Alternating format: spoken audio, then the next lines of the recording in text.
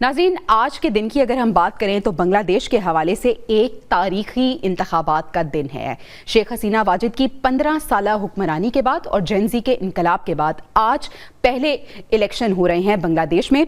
हारून जमील साहब क्योंकि वहाँ से हमें ज्वाइन कर चुके हैं। हारून साहब, thank you so much for your time. सबसे पहले मैं आपसे ये जानना चाहूँगी कि आज पूरा दिन आपने क्या देखा? तारीखी दिन था, इंतखाबात कैसे रहे? वोटिंग तो मुकम्मल हो चुकी है, अब गिनती का अमल चल रहा है। सर, टर्न आउट क्या रहा? किसका पलड़ा भारी नजर आ रहा है, बीएनपी या जमात इस्लामी?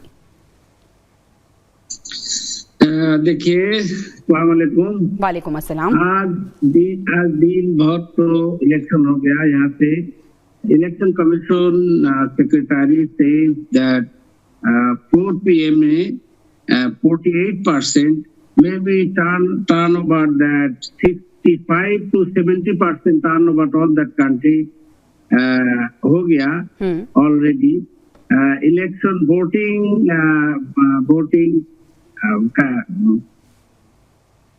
काउंटिंग चलती है, वोट काउंटिंग चलती है।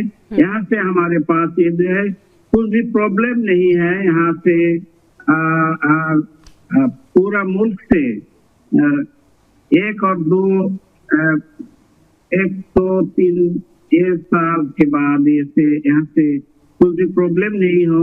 पीसफुल इलेक्शन कंप्लीट हो गया। यहाँ से पास वोट काउंटिंग जो भी होती है, यहाँ से राजशाही डिवीजन और रंगपुर और खुलना डिवीजन से जमात इस्लामी लीड करती है, या ढाका से जो भी चलती है। यहाँ से कुछ भी इलाका में जमात इस्लामी, कुछ भी इलाका में बीएनपी लीड करती है। और चिटागोंग, सिलेट, बरिशाल, मयमनसिंह में यहाँ से काउंटिंग कम जारी होती है। रात जो बढ़ती है सामने वो आस्ते आस्ते चलते हैं। I think that tomorrow morning it will be close that all that counting voting. सही। अच्छा हारून साहब, ये भी बताइएगा कि इलेक्शन के साथ साथ रेफरेंडम भी हो रहा है, तो रेफरेंडम का नतीजा किस तरह से अनाउंस होगा और कब तक अनाउंस होगा, और ये रेफरेंडम के बाद क्या तब्दीली आएगी? रेफरेंडम को भी इम्पोर्टेंट थिंग्स है। यहाँ से अब जानते हैं शेख हसीना वाजिद का जो रेजीम था 16 इयर्स यहाँ से, वो बहुत तलबा के जो मूवमेंट यहाँ से है वो चला गया है इंडिया में। यहाँ से उसके बाद यहाँ से प्रोफेसर डॉक्टर मोहम्मद यूनुस, यहाँ से जो भी प्रोसेस है यहाँ से इलेक्शन, इसके बाद बहुत यहाँ से रिफॉर्म कमीशन है। यहाँ से 20 रेफरेंस यहाँ से जो रिकमेंडेशन करते हैं वहाँ से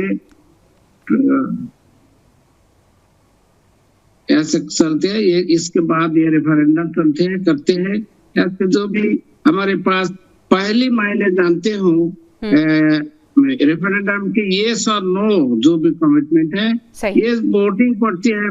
वोटिंग यहाँ से 70% और 60 to 70% लोगों ने वोटर यहाँ से रेफरेंडम ने पॉजिटिव इलेक्शन, पॉजिटिव रिजल्ट देती है। सही, गुड इनफ। हमारे साथ ही रहेगा हारून साहब। ब्रिगेडियर साहब, आज के बांग्लादेश में होने वाले इंतखाबात आप किस तरह से देख रहे हैं? सर, आपको लगता है कि बांग्लादेश की नौजवान ने, खासतौर पे अगर हम जेन जी की बात करें, तो पूरी दुनिया के लिए, पूरी दुनिया के नौजवानों के लिए और जो हुक्मरान है उनके लिए एक प्रेसिडेंट सेट किया है उन्होंने, कितना तारीखी दिन है आज बांग्लादेश में?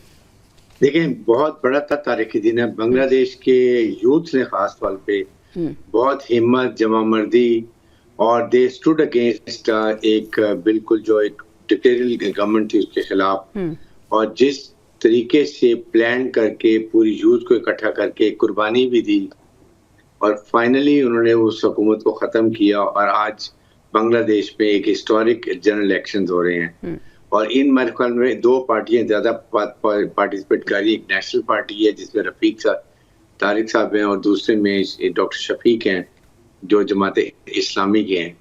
एंड ये बड़ा टफ कंपटीशन होगा, बट आई थिंक जो जनरल वहाँ की बात चल रही है वो ये कि national party might have a bit more edge और जमात इस्लामी, लेकिन मेरा एक पॉइंट ऑफ व्यू है कि अवामी पार्टी को जो हसीना वाजिद की थी, देयर वाज नो हार्म कि आप उनको इलेक्शन में हिस्सा लेने देते, लोगों ने उनको वोट तो करना नहीं था, ताकि कल को ये वो ना कह सके कि हमें पार्टी इलेक्शन से बाहर कर दिया, हमें हिस्सा नहीं लेने दिया, हम तो ये कर सकते थे, हम वो कर सकते थे इन दैट कॉन्टेस्ट।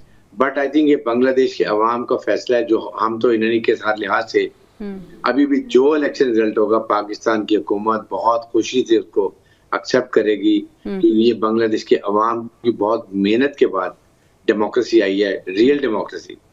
और डॉक्टर प्रोफेसर यूनुस साहब की मेरे ख्याल में बहुत बड़ी तारीफ करनी चाहिए, जिस खुश असलूबी से उन्होंने हुकूमत को चलाया और फाइनली वो उसको जनरल इलेक्शन में लेके हालात को साजगार करके, और अब जो इलेक्शन, तो इसमें उम्मीद यही है कि 48 to 50% जो है वोट कास्ट होंगे, ये बहुत बड़ा नंबर है। बिल्कुल ऐसा ही है। और उसमें जमात इस्लामी और नेशनल पार्टी का वो है, लेट्स सी कौन जीता है। बट आई थिंक जिसको भी बांग्लादेश के अवाम सिलेक्ट करते हैं, आई थिंक पाकिस्तान अपने बांग्लादेशी अवाम के साथ डेफिनेटली खड़े होंगे और उनके साथ हर मौके पे हर लम्हे पर कंधा ब कंधा खड़े रहेंगे।